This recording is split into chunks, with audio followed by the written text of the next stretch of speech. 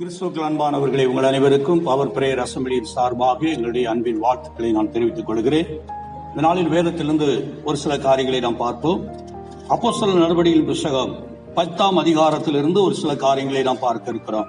அப்போஸ்தலர் 10ஆம் அதிகாரத்திலே இங்கே கொர்நேலி என்று சொல்லக்கூடிய ஒரு தேவ மனுஷனை குறித்து நாம் பார்க்கிறோம்.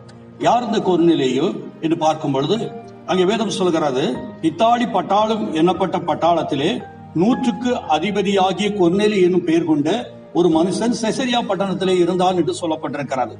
இவன் ஒரு ராணுவ போர் சேவகன், 100 பேருக்கு ஒரு அதிபதி. இவன் ஒரு 100 பேரால் கனப்படுத்துகிற பயப்படத்தக்கதான ஒரு மனுஷன், அவ்வளவு மேன்மையாக எண்ணப்பட்ட ஒரு மனுஷன். இந்த மனுஷனை குறித்து பார்க்கும் பொழுது தேவன் அவனை மேன்மையாக எண்ணி இருக்கிறார். காரணம் என்று சொன்னால், சாதாரணமாக ராணுவத்தில் இருக்கவங்க எல்லாம் நீங்க பாத்தீங்கன்னா நம்ம நினைப்போம், ஐயோ உங்க பயங்கரமானவர்கள், கொடூரமானவர்கள், இவர்கள் பார்த்தாலே நமக்கு பயமாக இருக்கிறது, இவர்கள் சுட்டு விடுவார்கள் என்று சொல்லி எல்லாம் அஞ்சுவார்கள். ஆனால் சில இடங்களில் பார்க்கும்பொழுது ராணுவத்தினர் அவர்கள் கடுமையாக நடந்து கொள்வார்கள். ஆகவே இப்படிப்பட்ட சூழ்நிலையிலே இந்த இத்தாலி பட்டாளம் என்று சொல்லக்கூடிய அந்த ராணுவத்திலே அவன் 100 பேருக்கு ஒரு அதிபதியாக இருக்கக்கூடிய அவன் கொர்நேலி தேவ மனுஷன். அவனை குறித்து வேதம் சொல்லும் பொழுது 2ஆம் வசனம் சொல்லுகிறது, வாசிப்போம். அவன் தேவ பக்தி உள்ளவனும். பாருங்க, எந்த இடத்துல தேவ பக்தி இருக்காது என்று சொல்லுகிறோமோ அந்த இடத்துல தேவ பக்தி இருக்கிறது. எந்த இடத்துல தேவ பக்தியா இருப்பார்கள் என்று நினைக்கிறோமோ அவர்கள் தேவ பக்தியா இருக்க மாட்டார்கள். ஆனால் இவருடைய வாழ்க்கையிலே பார்க்கும் பொழுது இவன் தேவ பக்தி உள்ள ஒரு மனுஷனாய் இருக்கிறான். தேவ பக்தி என்றால் எதை குறிக்கிறது என்று சொன்னால், தேவனுக்கு உகந்ததை செய்வது, தேவனுக்கு பிரியமானதை செய்வது, தேவன் சொன்னவைகளை நிலைத்தவராதபடி அவைகளை நாம் கடைபிடிப்பது, ஆகவே தேவனுடைய வசனத்துக்கு மாறாக நடக்காதபடி வசனத்துக்கு உட்பட்டு நடப்பது, இவைகள் எல்லாம் தேவ பக்திக்கு ஏதுவான காரியங்களை குறிக்கிறது. இன்னும் அவனை தேவ பக்தி உள்ளவன் என்று சொல்லக்கூடிய வாழ்க்கையை பார்க்கும் பொழுது ஒழுங்குள்ளவன் என்று அர்த்தம். ஆகவே அவனிடத்தில் ஒரு ஒழுங்கு இருந்தது. இன்றைக்கு தேவ பக்தி என்று சொல்லக்கூடிய இடத்திலே ஒழுங்கு இல்லை, ஒழுங்கினமான காரியங்கள் நடந்து கொண்டிருக்கிறது. ஆகவே இவனை அறிந்து கொள்ளுங்கள், இவன் தேவ பக்தி உள்ளவனாக இருக்கிறான். நீங்களும் நானும் என கேட்கிற தேவ பிள்ளைகளே தேவ பக்தி உள்ளவர்களாய் காணப்பட வேண்டும். வேதம் சொல்கிறது, பக்தி உள்ளவனை கர்த்தர் தமக்காக தெரிந்து கொள்கிறார். இப்ப இந்த கொர்நேலியை தேவன் தெரிந்து கொண்ட நோக்கம் என்னவென்று சொன்னால், அவன் தேவ பக்தி உள்ளவனாக இருந்தபடினாலே அந்த ராணுவத்திலே எல்லாரும் இருக்கிற இடத்திலே இவனை தேவன் தெரிந்து கொள்கிறார். இவன் தேவ பக்தி உள்ள ஒரு மனுஷன். உங்களுடைய வாழ்க்கையிலே, என்னுடைய வாழ்க்கையிலே தேவ பக்தியை நாம் கடைபிடிக்க வேண்டும். தேவ பக்தி உள்ளவர்களாய் நடந்து கொள்ள வேண்டும். தேவ பக்தியை நாம் நாட வேண்டும். தேவ பக்தியை நாம் விரும்ப வேண்டும். தேவ பக்தியை நம்முடைய வாழ்க்கையிலே செயல்படுத்தக்கூடியவர்களாய் காணப்பட வேண்டும். ஆகவே இது முக்கியமான ஒரு காரியம். 2வது அவன் சொல்லப்பட்டிருக்கும் பொழுது, தன் வீட்டார் அனைவரோடும் தேவனுக்கு பயந்தவனுமாயிருந்து. 2வது காரியம், தன் வீட்டார் அனைவரோடு, கொண்டாடி பிள்ளைகள் கூட யார் தாய் தப்பன் இருக்கிறார்களோ எல்லாரும் வீட்டார் அனைவரோடு கூட சேர்ந்து குடும்பமாய் தேவனுக்கு பயப்படுகிற பயம் உள்ளவர்களாய் காணப்பட்டார்கள். நல்லா கவனிங்க, கர்த்தருக்கு பயப்படுகிற மனுஷன் விதமாய் ஆசீர்வதிக்கப்படுவான் என்று வேதம் சொல்லுகிறது அல்லவா? அவிதமான மனுஷன் தான் இந்த கொர்நேலியு. அவன் தன் வீட்டார் அனைவரோடு தேவனுக்கு பயப்படுகிறபடினாலே அவனை கர்த்தர் ஆசீர்வதிக்கிறார். கர்த்தர் அவனை உயர்த்துகிறார். இன்னைக்கு வேதத்திலே அவன் இடம்பெற்றிருக்கிறான். வேதத்தில் அவன் கனப்படுத்தப்பட்ட ஒரு மனுஷனாய் இருக்கிறான். காரணம் என்ன? அவன் தேவ பக்தி உள்ள மனுஷனும் தன் வீட்டார் அனைவரோடு தேவனுக்கு பயப்படுகிற மனுஷனுமாய் இருந்தான்.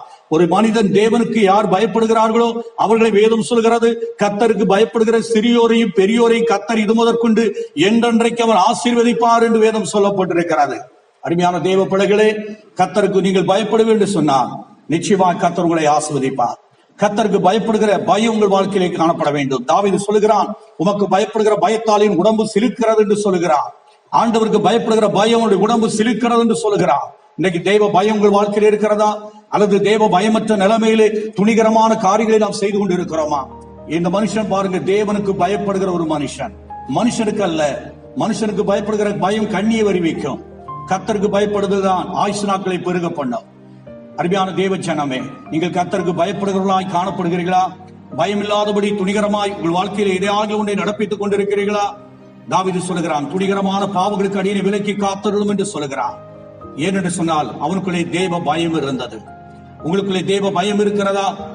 தேவ பயம் உங்களுக்குள்ளே இருக்கும் பொழுது நீங்கள் தேவனாலே புகழப்படுவீர்கள். பாருங்கள், இந்த கொர்நேலி தேவனாலே புகழப்படுகிற ஒரு மனுஷனாய் இருக்கிறார். தேவனாலே உயர்த்தப்படுகிற ஒரு மனுஷனாய் இருக்கிறான். காரணம், அவன் தன் வீட்டார் அனைவரோடு கூட, அவன் மாத்திரமல்ல வீட்டாரையும் கர்த்தருக்கு பயப்படுகிற பயத்தோடு கூட நடத்துகிறார். வேதம் சொல்கிறது, என்னை இழுத்துக்கொள்ளும், அப்பொழுது உம்பினே ஓடி வருவோம் என்று வேதம் சொல்கிறது. ஆகவே கொர்நேலியை இழுத்துக்கொண்ட ஆண்டவர் மெய்யாகவே கொர்நேலியை தன் குடும்பத்தோடு ஆண்டவரிடத்திலே ஓடி வந்தார். யோசுவா சொல்லுகிறான், நான் என் வீட்டாருமோ வென்றால் கர்த்தரையே சேவிப்போம் என்று சொல்லி யோசுவா குடும்பம் கர்த்தரையே சேவிக்கிற குடும்பமாயிருந்தது. உங்கள் குடும்பம் எப்படிப்பட்ட குடும்பமாயிருக்கிறது? உங்கள் குடும்பம் ஆண்டவரை நேசிக்கிறதா? உங்கள் குடும்பம் ஆண்டவரை சேவிக்கிறதா? உங்கள் குடும்பத்திலே தேவ பக்தி இருக்கிறதா? உங்கள் குடும்பத்திலே தேவ பயம் இருக்கிறதா? இந்த நாட்களை சோதித்திருந்து உங்கள் குடும்பத்துக்குள்ள எப்படிப்பட்டதான பாக்கியுடையவர்களாக நீங்கள் மாற வேண்டும் என்று சொல்லி ஆண்டவர் விரும்புகிறார். மூன்றாவது காரியம், ஜனங்களுக்கு மிகுந்த தர்மங்களை செய்து, அவன் மூன்றாவது பார்க்கும் பொழுது ஜனங்களுக்கு மிகுந்த தர்மங்களை செய்தார். ஆண்டவருடைய வார்த்தையின்படி பாருங்க, தானம் தர்மங்கள் செய்ய வேண்டும் என்று ஆண்டவருடைய வார்த்தை சொல்லப்பட்டிருக்கிறது. உங்களுக்கு செய்ய திராணி இருக்கும் பொழுது அதை செய்பவர்களுக்கு செய்யாமல் இராதீர்கள் என்று வேதம் சொல்கிறார். அதை செய்யத்தக்கவர்களுக்கு செய்யாமல் இராதீர்கள் என்று வேதம் சொல்கிறாரு. ஆகவே என்னை கேட்கிற தேவ பிள்ளைகளே, இயேசு கிறிஸ்து இந்த பூமியிலே அவர் நடந்த நாட்களிலே, அவர் சுற்றித்திருந்த நாட்களிலே ஆண்டவர் மனதுருகினார் என்று வேதம் சொல்லப்பட்டிருக்கிறார். ஆண்டவருடைய பிள்ளைகளா இருக்கிற உங்களுக்குள்ளும் எனக்குள்ளும் அந்த மனதுருக்கம் மிக அவசியமாக இருக்கிறது.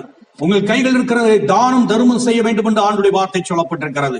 ஆனால் அந்த கொர்நேலியை பாருங்க, மிகுந்த தர்மங்களை செய்தான். நமக்கு முன்பாக எத்தனையோ தரித்திரர்கள் இருக்கிறார்கள், எத்தனையோ நெருக்கப்பட்ட மக்கள் இருக்கிறார்கள், எத்தனையோ கைவிடப்பட்டவர்கள் இருக்கிறார்கள், எவ்வளவு தள்ளாடி கொண்டிருக்கிற மக்கள் இருக்கிறார்கள். ஒருவேளை ஆகாரத்துக்கு இல்லாதபடிக்கு அவர்கள் வாழ்ந்து கொண்டிருக்கிறார்கள். அப்படிப்பட்ட மக்களை நினைவு கூறுகிறீர்களா?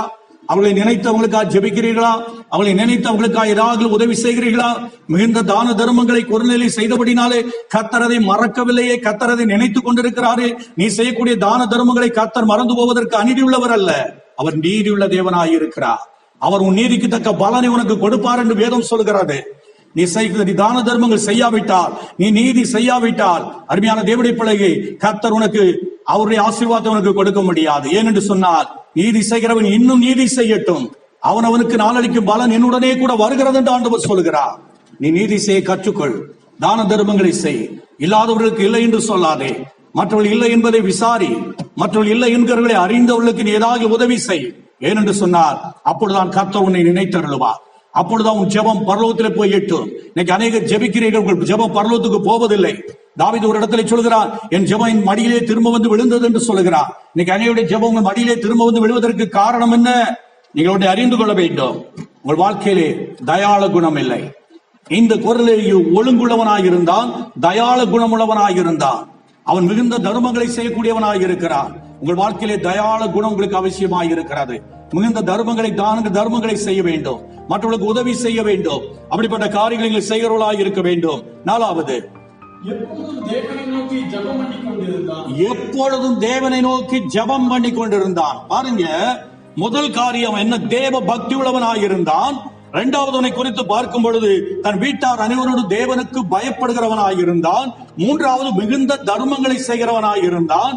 நாலாவது அவன் எப்பொழுது தேவனை நோக்கி ஜெபம் பண்ணுகிறவனாயிருந்தான். இந்த வசனத்துல 4 காரியங்களை நாம் அறிந்து கொள்ள வேண்டும். இந்த 4 காரியங்களை மிக முக்கியமான ஒரு காரியங்கள். இந்த 4 காரியங்களை 4 தலைப்பிலே நாம் எடுத்து பேசலாம். ஆனால் உங்களுக்கு சுருக்கமாக நான் பேசி இருக்கிறேன். ஆகவே இந்த வார்த்தைகளிலே அடங்கியிருக்கிற ஒரு காரியங்களை நீங்கள் பார்க்கும் பொழுது அவன் எப்பொழுது ஜெபம் பண்ணி கொண்டிருந்தான். அருமையான தேவ பிள்ளைகளே, உங்கள் ஜெபத்திற்கு ஜெயம் உண்டு, உங்கள் ஜெபத்திற்கு பதில் உண்டு. உங்கள் ஜெபம் ஒரு நாள் வீணாய் போவதில்லை. உங்கள் ஜெபத்தை தேவன் அங்கீகரிக்கிறார். ஜெபத்தை கேட்கிறவர் உங்கள் அருகிலே இருக்கிறார். ஜெபத்தை கேட்கிறவர் உங்கள் அருகிலே வந்து உங்கள் ஜெபத்தை கேட்கும்படி வந்திருக்கிறார். உங்கள் ஜெபம் ஒரு நாள் வீணாய் போகாது. ஆகவே எப்பொழுது தேவனை நோக்கி நீங்கள் ஜெபம் பண்ணுகிறவர்களாக இருக்க வேண்டும்.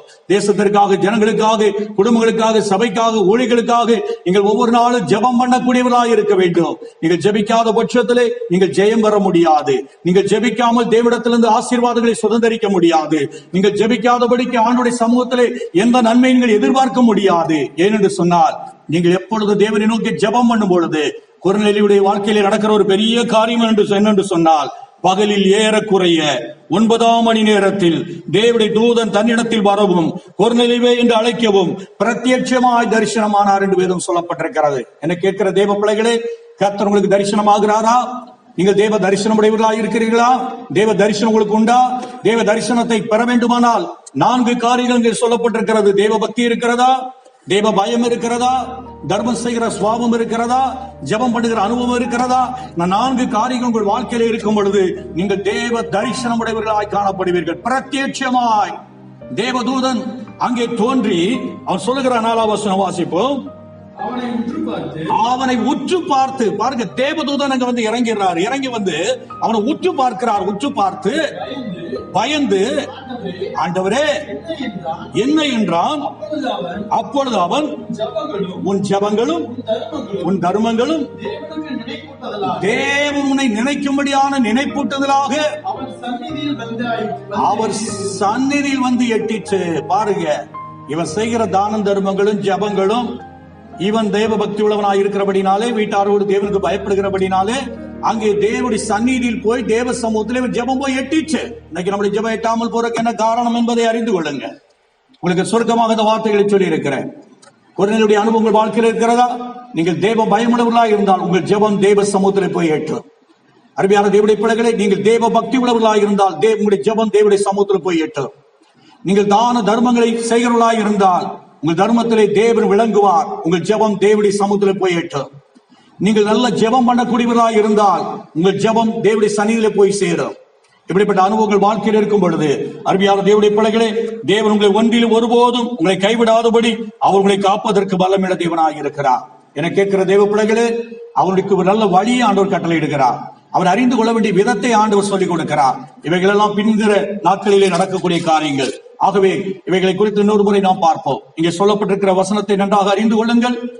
இவன் தேவ பக்தி உள்ளவன், வீட்டாரோடு தேவனுக்கு பயப்படுகிறவன், மிகுந்த தர்மங்களை செய்கிறவன், எப்பொழுது தேவனை நோக்கி ஜெபம் பண்ணுகிறவன். ஆகவே கர்த்தர் இவனை நினைவு கூர்ந்தார். இவன் ஜெபம் தேவ சந்நிதியில் போய் எட்டினது. ஆகவே கர்த்தருடைய நாட்களை மேன்மையாக உயர்த்தினார். உங்களை உயர்த்த வல்லமிழவராய் இருக்கிறார். உங்களை ஆசீர்வதிக்க ஆண்டவர் சித்தமுள்ளவராய் இருக்கிறார். உங்களை ஆண்டவர் நேசிக்கிறார். நீங்கள் அந்த கொர்நேலியை போல மாறுங்கள். கர்த்தர் தம்முடைய வல்லமை உங்கள் வாழ்க்கையை விளங்க பண்ணுவார். ஜெபிப்போம். கிருபையுள்ள நல்ல பிதாவே, ஆசீர்வதிக்கப்பட்ட வேலைக்காய் ஸ்தோத்திரம். கொர்நேலியுடைய வாழ்க்கையிலே ஆண்டவரே, அவர் கர்த்தாவே ஸ்தோத்திரம்.